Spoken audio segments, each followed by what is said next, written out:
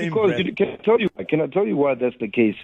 Because that's when I sit down with someone, I don't look at their accolades and what they've done and whatnot. I try to talk to the person, the human being, which is what I think you have failed to do on this interview. You haven't been talking to me as a human being. You've just been asking me things that you've seen as headlines, trying to get a response so you can get clickbait, Because, why is it we're not talking about the fact that I've hired more than 30 young black people in the climate where unemployment is so high? That's never highlighted. But you want to talk about it, girls. You want to talk about YouTube, which does nothing. For us as a young people, it does nothing. Okay, how does that inspire a person listening right now? Okay, as opposed to talking respond. Ask me a question. You say we fail to talk to you as a human being. You see, the difference between a podcast and a radio show like this is we work within the parameters. We get content producers that give us content of things that we have to ask you. So if you were chilling with me in my podcast, I'd certainly be talking to you in a different way, but I'm required to act in a certain way when I'm on this platform. So yeah, I understand your frustration, yes, but I have to ask these questions because they're on my prep and because I am meant to ask them. But also I've got things of personal interest that I'd like to ask you. For instance, is it not your show? It's not your show. No, it's not my show. Whose show is it then? It's the station's show. No, it's not, dog.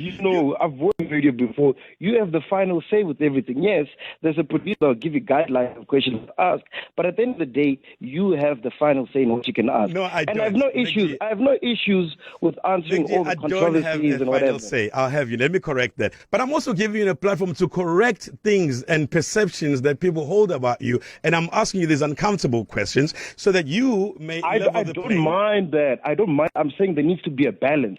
All you've been asking me is the controversies.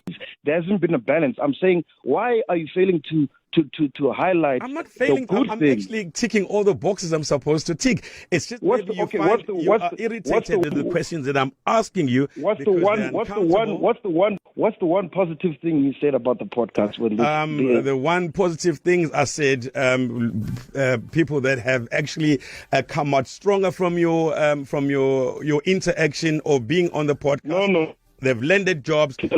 Yes? Say, you didn't mention that good things come out of the podcast. Is it a poison chalice? No, I said on the one end of the spectrum, it's seen as a poison chalice. On the opposite end, it's seen as a springboard. And we can name about 4 people that have come out stronger from your interaction. But now you've taken a hold of my interview. And I still I mentioned those people. You should have mentioned them. You should have said to me, listen, Kibo Touch came to your show. This has happened. Why do you think that is? On your show, you get to ask people what you want to ask them. On my show, I get to ask them what I want to ask them. I understand that you just said it's not your show. Not your show.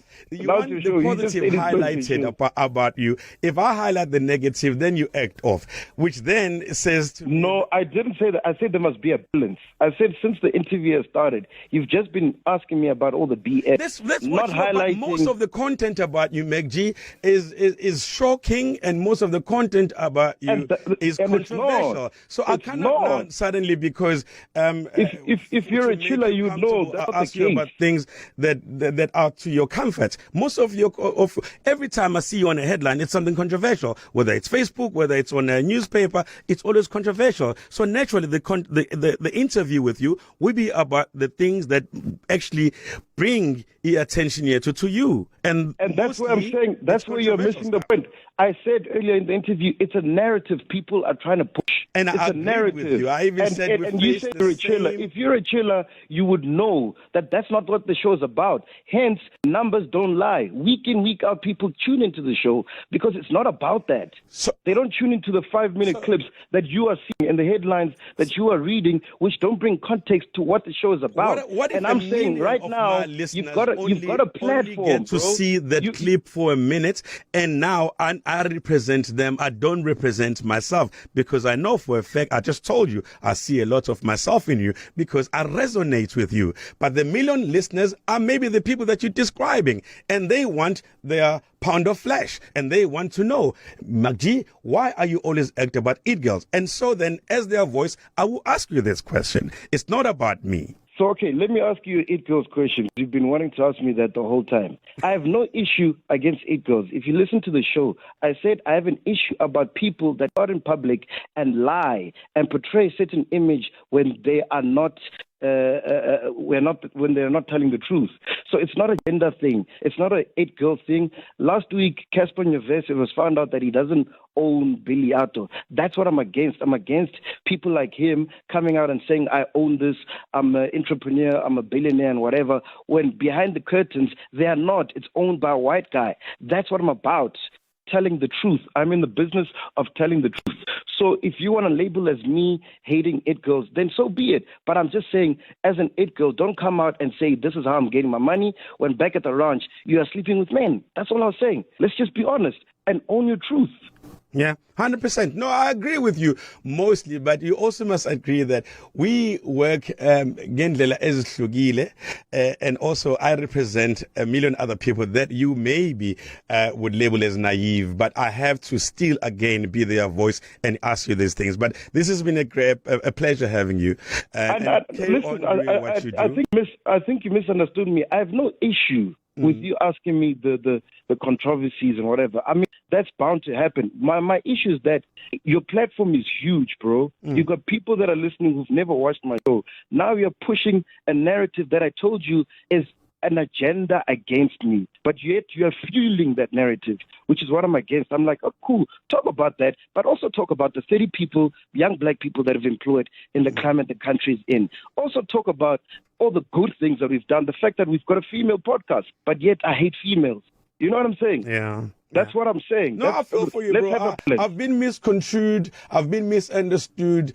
Things have been said that have no basis. I understand where you're coming from, but I just need for you to feel where I'm coming from. And how I come across is a feeling. And I'm saying it's not a true feeling. I'm a great admirer of your work. And I really, really love what you're doing. You are exemplary.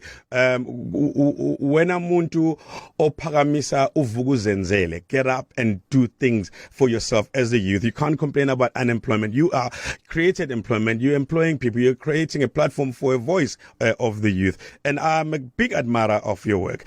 But maybe your radio setup and my radio setup are two different things, my friend. Maybe that's why you still have a job and I don't. Exactly. No, I didn't have it last week, but yeah, I'm fresh from a suspension, my guy. Thank you so much, King. Thank you. Really You're the best, my guy. Keep at it. Yeah?